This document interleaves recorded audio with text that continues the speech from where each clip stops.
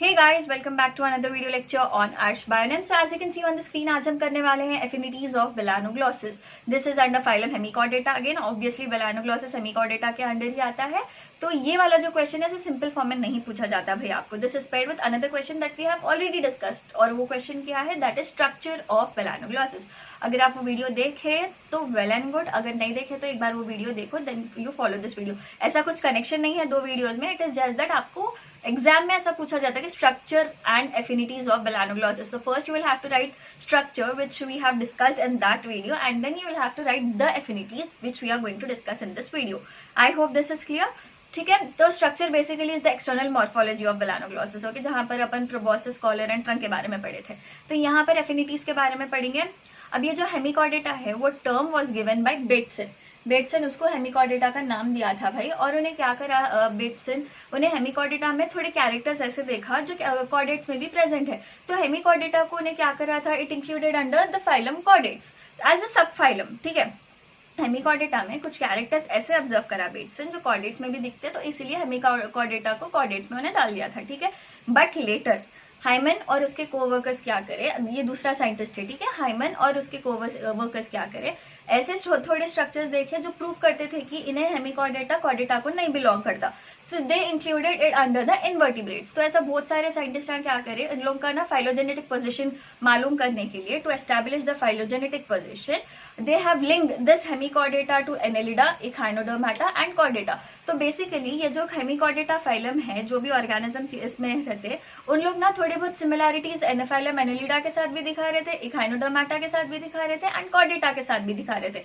Apart from these, थोड़े scientist ये भी बोले कि इन लोग छोटे फाइलम्स जैसे दूसरे फाइलम्स निमर्टीनिया, पोगोनोफोरा एंड फोरोनिडा, ये ना छोटे वाले फाइलम से जो ज्यादा डिस्कशन में नहीं आते, तो उन लोग जो दूसरे साइंटिस्ट हैं उन लोग ये भी पढ़ के बोले थे कि ये जो फाइलम हेमिकॉर्डेटा है ये छोटे फाइलम्स को भी बिलोंग करता, बट इसके लिए एविडेंसेस उन लोगों को नहीं मिले, तो इसके ऊपर ज्यादा कॉन्सेंट्रेट नहीं करे, बट इसके ऊपर ज्यादा कॉन्सेंट्रेट उन लोग करे, that is Annelida, Echinodermata and chordates. So basically, to establish its phylogenetic position, they have linked the hemichordates to Annelida, Echinodermata and chordata. They have also linked the phylum Hemichordata to various smaller phyla such as Nemertinia, Pogonophora and Foronida.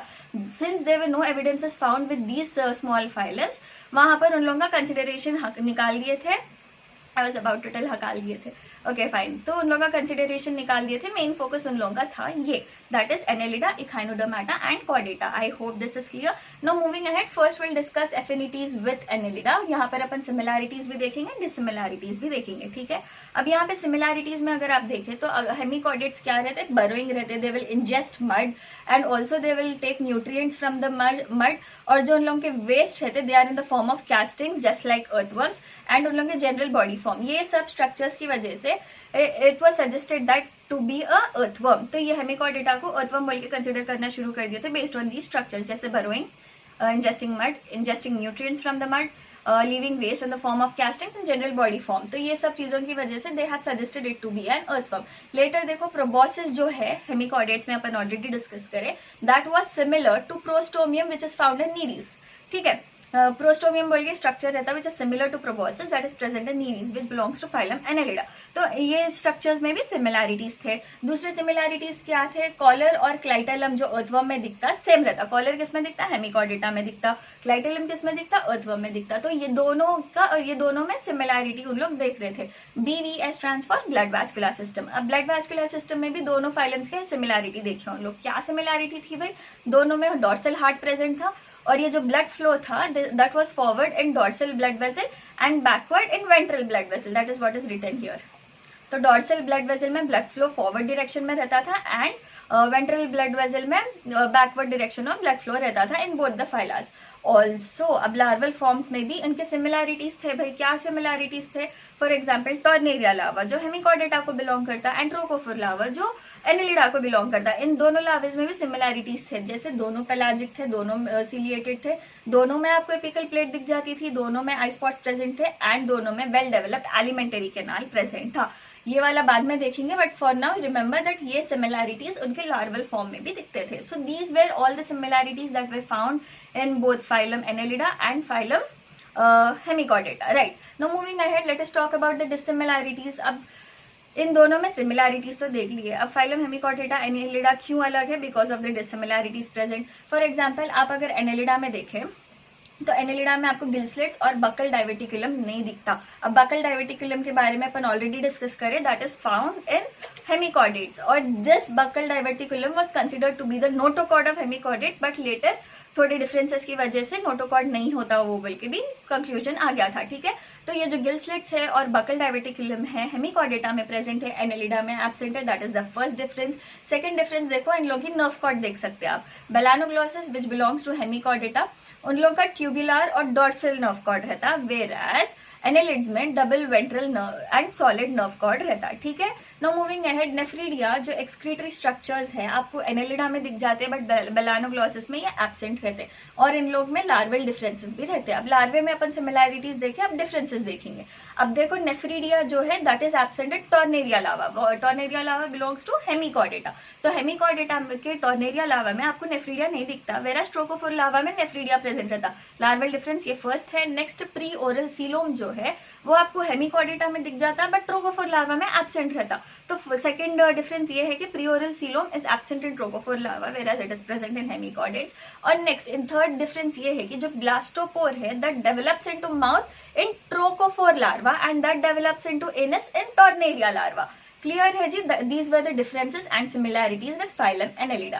Now moving ahead, let us talk about the affinities with echinoderms. अब यहाँ पे देखो adult form में ऐसे similarities अपन को कुछ भी नहीं दिखते, तो that is what the first point is here. No similarities in appearance in adults. Therefore, it is difficult to suspect any relationship between echinoderms and hemichordates. Only anatomical similarity जो इन लोग में present रहता है, that is the organization of nervous system, which is poorly developed, and this nervous system forms epidermal plexus in both echinoderms and hemichordates. Clear है? देखा गया तो ऐसा अपीयरेंस वाइज कोई भी सिमिलैरिटी नहीं है, तो सस्पेक्ट कोई भी रिलेशनशिप सस्पेक्ट करना इन लोगों में डिफिकल्ट है। बट एक एनाटॉमिकल सिमिलैरिटी क्या है इन लोगों में, बोलते हैं ऑर्गेनाइजेशन ऑफ नर्वस सिस्टम। अब ऑर्गेनाइजेशन ऑफ नर्वस सिस्टम में क्या है, इन लोगों का पूर्ली डेवलप्ड रहता नर्वस सिस्टम दोनों का भी, and they form epidermal plexus. Clear है यहाँ तक? अब अदर कॉमन चीजें इन लोगों में क्या है, they have common habitat, power of regeneration, and they have enterocoelous coelom. Habitat मतलब जहाँ लोग रहते हैं वो कॉमन रहता है इन दोनों में, दोनों belongs to marine habitat. Next power of regeneration बोल तो the ability to regenerate the organism, मतलब अगर कोई भी पार्ट उनका कट गया they can regenerate that part. तो पावर ऑफ रीजनरेशन बेलानोग्लोसिस या फिर हेमिकॉर्डेट्स एंड इखाइनोडर्म्स दोनों में आपको सेम दिख जाती, और दोनों का सीलोम एंटीरोसीलस सीलोम है। एंटीरोसीलस सीलोम मतलब coelom that is form from the developing gut. ठीक है, हाउएवर ये जो सिमिलैरिटीज है they are based on embryological evidences and similarity in larval stages.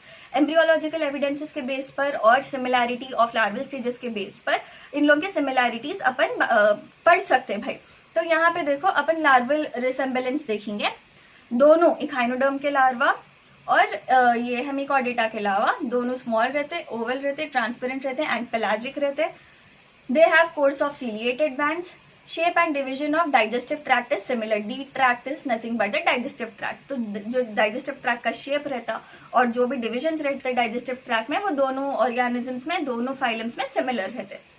ठीक है, formation and arrangement of coelomic cavities is also same in both echinoderms and hemichordates. अब यहाँ पे देखो we have already discussed enterocoelous coelom दिखता। अब एंटीरोसीलस coelom की division कैसा रहता भाई, प्रोटोसील, मीसोसील एंड मेटासील इन हेमिकॉर्डेट्स, ये अपन ऑलरेडी डिस्कस करें। And this axocoel, hydrocoel and somatocoel is seen in echinoderms. तो बेसिकली डिवीजन सिमिलर रहते हैं, नामा डिफरेंट है बस।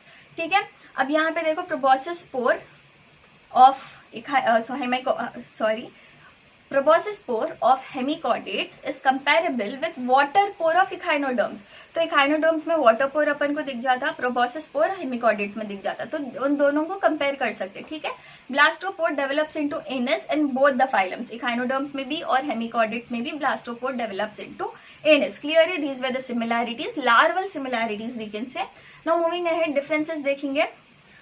These are also the larval differences. Absence of apical plate and isopod in Bipinnaria larva. Now this Bipinnaria larva is the larval form of echinoderms. Echinodermata का larval form है ये। ठीक है। अब इसमें क्या है, apical plate eye spot absent रहता, जबकि एपिकल प्लेट आई स्पॉट अपन ऑलरेडी देखे हेमिकॉर्डेटा में प्रेजेंट रहता। ये सिमिलैरिटीज थे विद फाइलम एनेलिडा। एनेलिडा में भी एपिकल प्लेट आई स्पॉट दिख जा रहा था अपन को, बट इसके लार्वल फॉर्म में देखे तो apical plate eye spot absent है when compare to echinoderm. I hope आप कंफ्यूज नहीं हो रहे, ठीक है जी। नाउ मूविंग अहेड, ये जो प्रोटोसील है इकाइनोडर्म्स में पेड रहता, वेराज हेमिकॉर्डेट्स में सिंगल रहता। ये भी अपन लास्ट वीडियो में डिस्कस करे। तो ये जो प्रोटोसील है इकाइनोडर्म्स में देखे तो एक सिंगल ऐसा कैविटी रहता, वेराज इकाइनोडर्म्स में ये पेड रहता, मतलब 2 प्रोटोसील्स आपको दिख जाते। प्रोटोसील नहीं बोलते इकाइनोडर्म में, दूसरा नाम है, बट हेमिकॉर्डेट्स में प्रोटोसील बोलते हैं। तो कंफ्यूजन नहीं होना बोल के I have taken only one name, that is the protocoel. ठीक है, नेक्स्ट देखो जी, अब ये सब जो भी सिमिलैरिटीज डिफरेंसेस है, there was one scientist called Fell. तो अकॉर्डिंग टू फेल उन्होंने बोले कि ये जो एम्ब्रियोलॉजिकल डेवलपमेंट है ये एक्सीडेंटल नहीं रहता भाई, इन लोग को कॉमन एंसेस्टर्स रहते ये एक्सीडेंटल एम्ब्रियोलॉजिकल डेवलपमेंट नहीं रहता, और या फिर कन्वर्जेंट एवोल्यूशन की वजह से ये नहीं रहता बोल के वो साइंटिस्ट बोले थे। तो उन्होंने कंक्लूजन पे आए कि इन लोगों के ना कॉमन एंसेस्टर्स थे, और ये भी कंक्लूजन था 2 इन लोगों के कॉमन एंसेस्टर्स थे। इकाइनोडर्म्स जो है बहुत ज्यादा उनके एंसेस्टर फॉर्म से डिविएट हो गए थे, वेराज हेमिकॉर्डेट्स ज्यादा डिविएट नहीं हुए। Hemichordates are closer to their ancestors form बोल के उन्होंने कंक्लूड करे थे जो साइंटिस्ट थे जिनका नाम फेल था।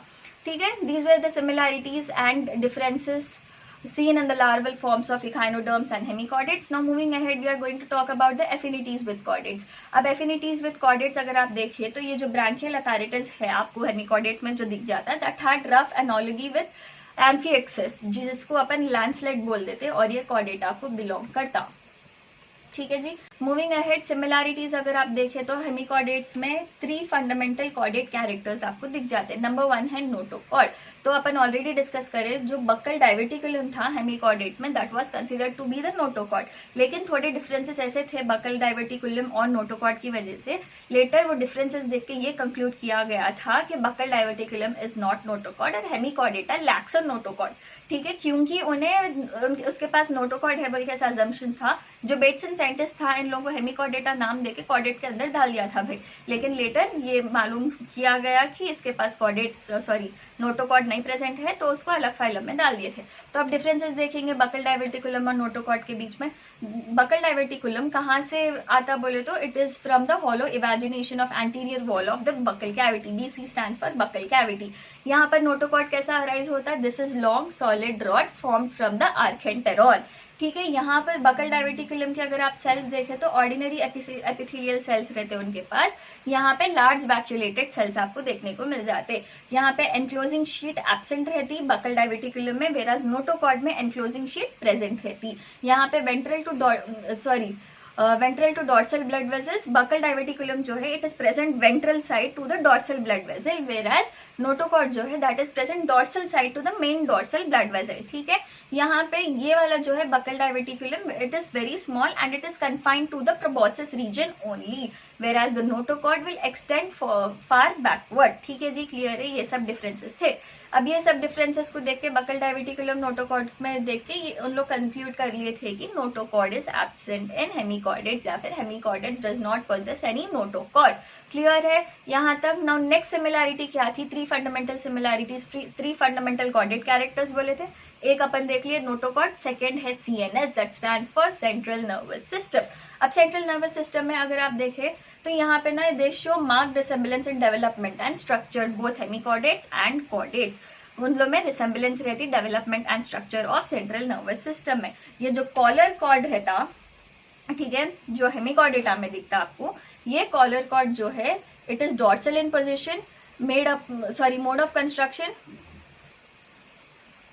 ये कॉलर कॉर्ड का डॉर्सल पोजीशन को देख के, मोड ऑफ कंस्ट्रक्शन को देख के and occasional presence of neuropore को देख के इन लोग को ना कंपेयर करे थे with the dorsal nerve cord of chordates. तो ये सब स्ट्रक्चर्स कॉलर कॉर्ड में देख के this was comparable with the dorsal nerve cord of chordates. ठीक है, so that was all about the central nervous system. Next third वाला fundamental character chordate का क्या था, presence of pharyngeal gill slits. This was the most striking link found in both chordates and hemichordates. Presence of tongue bars, synapticulae and M-shaped skeletal supports were similar to that of Amphioxus. ठीक है, Amphioxus अपन already discuss करे, this is nothing but lancelet that belong to chordates. ठीक है, अब ये structures देख के, ये डिफरेंसेस देख के हाइमन जो है उन्होंने बोले थे कि this can not be included under the chordates.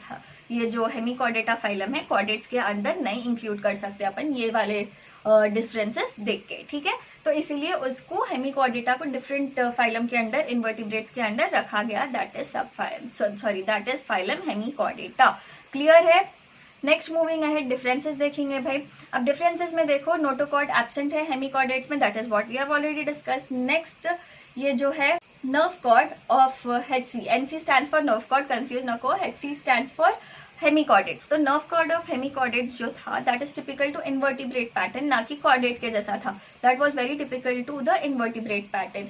Coelomic regions of hemichordate जो है this was not found in chordates, और कॉर्डेट्स में जो है मेटामेरिक सेगमेंटेशन आपको दिखती थी, whereas there was no trace of segmentation seen in hemichordates. और ये जो ब्लड वैस्कुलर सिस्टम है हेमिकॉर्डेट्स का, वो इन्वर्टिब्रेट टाइप का था, ना कि कॉर्डेट टाइप का। तो ये बेसिक डिफरेंसेस थे बोथ इन एक हेमिकॉर्डेट्स एंड कॉर्डेट्स, जिसकी वजह से उन लोगों को कॉर्डेट्स में भी नहीं रखा गया था। अब कंक्लूजन पे अगर अपन गए तो ये कंक्लूड कर सकते हैं कि hemichordates are more like invertebrates in general organisation and morphology. तो जनरल ऑर्गेनाइजेशन, मॉर्फोलॉजी उनका देखिए तो they are more like invertebrates. ठीक है, तो आगे बढ़ेंगे। It is likely that echinoderms, hemichordates and chordates they evolve from the common ancestors, probably the dipleurula larva. तो ये कंसिडर किया गया कि इकाइनोडर्म्स, हेमिकॉर्डेट्स और कॉर्डेट्स जो थे उन लोग ना they evolve from the common ancestor, probably to be the dipleurula larva. अब ये भी कंसिडर किया गया था कि इकाइनोडर्म्स जो है they deviated greatly from the ancestral stock. जैसा फेल बोले थे कि उन लोगों के जो एम्ब्रियोलॉजिकल सिमिलैरिटीज थे that was not just because of convergent evolution और accidental, but it was because maybe they have shared a common ancestors, और इकाइनोडर्म्स जो है they have deviated largely from their ancestor, whereas hemichordates जो थे उन लोग closely associated थे उनके एंसेस्टर्स से। ये फेल बोले थे, तो वही पॉइंट यहाँ पर है, they deviated greatly from the ancestral stock, whereas the hemichordates were closer.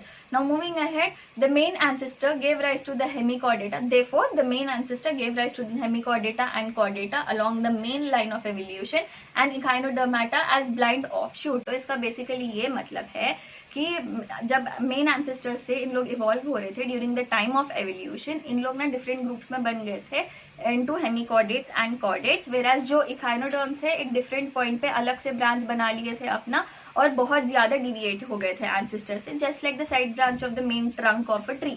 So that was all about the conclusion. I hope आपको आंसर समझ में आएगा. That was all about today's answer. तो ये वाला आंसर ज़्यादा इलाबरेट नहीं करने की कोशिश करी, बिकॉज आपको ये स्ट्रक्चर ऑफ बेलानोग्लॉसिस के साथ पेयर होके आता, तो वो स्ट्रक्चर भी लिखना एंड ये भी लिखना. देखो आपको छोटा करके आप लिख सकते, तो आप 2.5 से 3 पेज में ये आंसर कंप्लीट कर देने की कोशिश करो आपके एग्जाम में. सो that was all for today's video guys. अगर कोई भी डाउट है you can let me know on my Instagram handle, that is @arsh_bionyms. यहाँ पे आप मुझे DM कर सकते हो, और you can let me know your doubt in the comment section below. So that was it. Take care, bye bye.